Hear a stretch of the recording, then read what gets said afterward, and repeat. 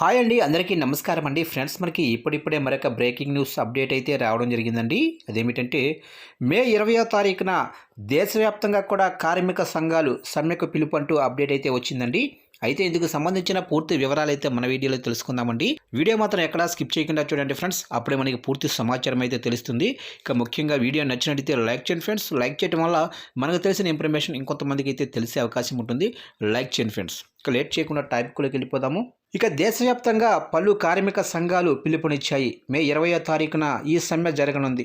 ఇక labour code రద్దు చేయటం, ప్రైవేటీకరణను నిలిపివేయటం, ఇండియన్ లేబర్ కార్పొరేషన్ ద్వారా క్రమం తప్పకుండా సంప్రదింపులు జరపాలనే డిమాండ్లతో ఈ సమ్మె నిర్వహించనున్నాయి. ఇక నెలవారీ కనీస వేతనం 26,000, అలాగనే ఉద్యోగుల పెన్షన్ పథకం కింద నెలవారీ పెన్షన్ 9,000 అందించడం కూడా సంఘాల డిమాండ్లో ఉన్నాయి. కేంద్ర రాష్ట్ర ప్రభుత్వాల నుంచి వచ్చే విరాళాలతో ప్రత్యేక నిధిని ఏర్పాటు చేసి దాని ద్వారా ఏ పథకం కిందకు రాని వారికి నెలకు 6,000 ఇవ్వాలని కూడా యూనియన్ నాయకులు డిమాండ్లు వినిపిస్తున్నాయి.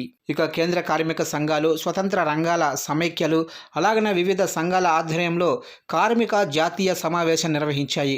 2 నెలల పాటు ప్రచారం జరపాలని కార్మిక సంఘాలన్నీ కలిపి ఈ నిర్ణయం తీసుకున్నాయి. మే 20వ తారీఖున దేశవ్యాప్తంగా సమ్మెను నిర్వహించనున్నాయి. ఇక 2 నెలల తర్వాత నిర్వహించే సమ్మె భవిష్యత్తులో కార్మికులు, రైతులు దేశవ్యాప్తంగా నిర్ణయాత్మక పోరాటాలకు నాంది పలుకుతుంది అని ఓ ప్రకటనలో పేర్కొన్నాయి.